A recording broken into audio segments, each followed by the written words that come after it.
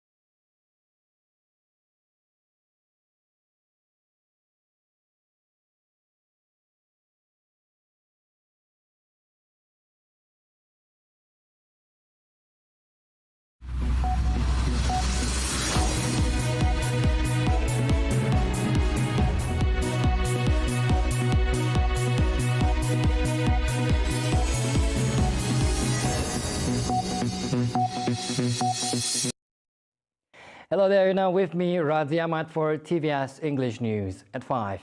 Our top story. Sarawak's Premier Datuk Petinggi Tan Sri Abang Johari Tun Openg and his wife Puan Sri Datuk Amar Jumani Tun Tuanku Bujang continued their Hari Raya visit to open houses today.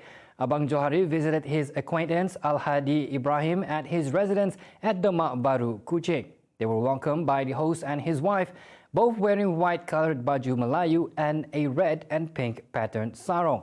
Abang Johari and his wife spent almost an hour at the residence before leaving the premises at around 11:55 a.m.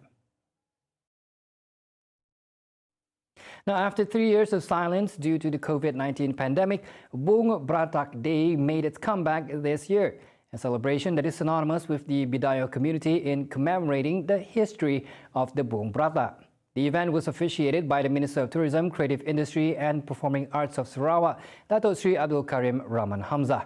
Our reporter Kamila Yunus is now at BUNG BRATAK Heritage Center, BBHC, ready to share the details. Kamila, what do you have for our viewers?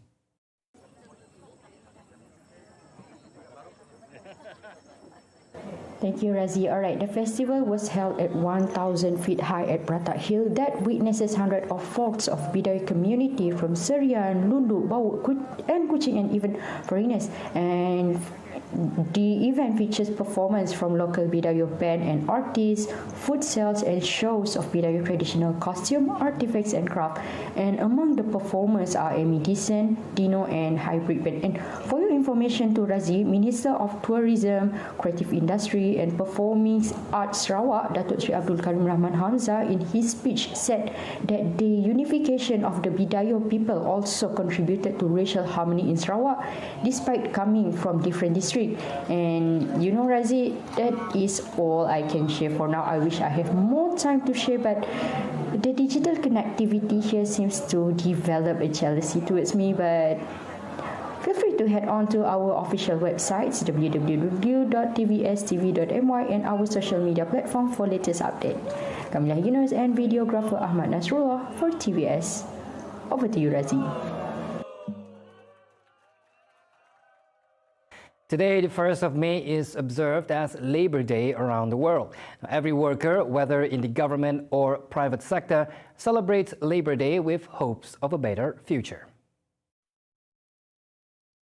A Labor Day celebration which gathered 5,000 workers was held at Putrajaya International Convention Center earlier today, officiated by Prime Minister Datuk Sri Anwar Ibrahim. This year's Labor Day theme, Workers are the Catalyst of Malaysia Madani, reflects the important contribution of workers in strengthening the Malaysia Madani concept. Also at the event was Deputy Prime Minister Datuk Sri Ahmad Zahid Hamidi and Human Resource Minister V. Sivakumar and other cabinet members. In conjunction with Labor Day, several cabinet ministers conveyed their appreciation and gratitude to workers regardless of their industries for their contributions in developing the country. Deputy Prime Minister Datuk Sri Dr. Ahmad Zahid Hamidi, in a Facebook post, depicts what needs to be done for the betterment of all. He noted that the celebration serves as a reminder to appreciate and acknowledge the contributions of workers towards providing excellent service for the comfort and well-being of the people, leading to economic growth and prosperity for the country. Meanwhile, the Minister of Agriculture and Food Security, Datuk Sri Muhammad Sabu, expressed his gratitude towards workers and emphasized the need for everyone to work diligently, especially in the agriculture sector, to guarantee the country's food security. He specifically gave his thanks to farmers, fishermen, and all workers in the agricultural sector. The proposal to increase the employer contribution rate for the Employees Provident Fund (EPF) from 13% to 20% will be discussed by the government. According to Prime Minister Datuk Sri Anwar Ibrahim, the proposal has been tabled but is yet to be brought to the cabinet.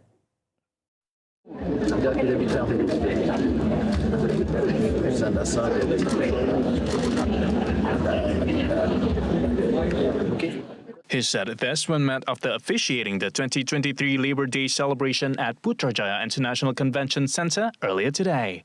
On Sunday, the Union Network International Malaysian Liaison Council highlighted a number of key issues for the government's consideration, including reviewing the mandatory retirement age.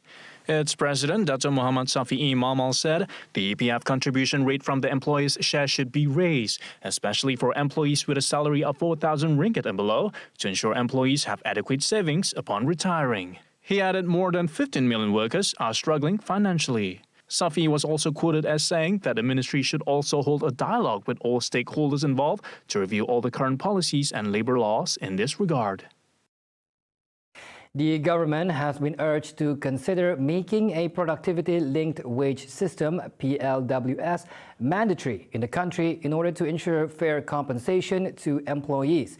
National Chamber of Commerce and Industry of Malaysia and CCIM Council member Datuk Dr. A.T. Kumararaja said the call is aimed at the realization that Malaysia's wage system is falling behind and it needed to catch up so that the nation's aspiration to become a high-income country can be achieved. Kumaraja said this as a guest on a talk show on Monday, as he was responding to a question on the most pressing issue faced by workers in conjunction with the Labor Day. Meanwhile, Malaysian Trades Union Congress or MTUC President Muhammad Effendi Abdul Ghani said it shows how important employees' contributions to the nation's building. He added further that the gesture can be translated by the employers in ensuring the well-being, welfare and interests of the employees. Back in Sarawak, 5 hikers stranded while descending Mount Santubong on Sunday have been safely rescued. Sarawak Fire and Rescue Department said 8 personnel from Putrajaya Fire Station ascended the mountain at 9:05 p.m. The department received a report from the Santubong Park Rangers at 8:30 p.m. of an exhausted 70-year-old man sustaining injuries to his face, body and knees after the group went off trail. Paramedics on the scene administered first aid to the victims. The sports venues across Cambodia's capital of Phnom Penh is in high gear as it is about to host the 32nd Southeast Asian SEA Games. As its maiden hosting of the Games, Cambodia will introduce 3 of its nation's traditional sports.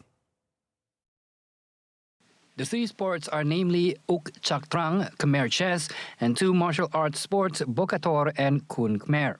Although the main events will be held at sports venues around Phnom Penh, Certain events which required special terrains will be held around Siem Reap. Previously, Cambodian Prime Minister Hun Sen announced that entrance tickets to the Games would be free of charge to all Cambodian citizens. The 32nd SEA Games will be held from May 5th until 17th.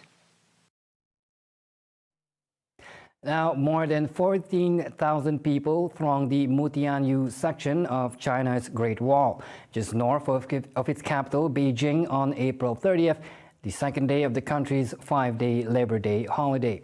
The local media reported that tickets to some popular tourism sites in China were almost sold out for the holiday, with tickets for the Badaling section of the wall sold out for today and tomorrow's session. The Great Wall is magnificent, and it's one of the most important constructions in China. We came here today with our baby to experience it. There were a lot of people today, but I think overall it's a good experience. Everybody put a lot of effort, and the order of the line was quite stable. According to state broadcaster CCTV's report on Saturday, there was a 151.8% surge in passenger travel on the first day of China's Labor Day holiday compared to the same day last year, with the number of air, road, waterway and railway trips rose to 56.99 million during this period. See the world closer with TVS as we bring you the latest news updates both locally and internationally. For more headlines anytime, anywhere, just head on to our official website at tvstv.my or follow us on our social media platforms. And those were the updates for this evening. I'm Razi Ahmad. Thank you for watching.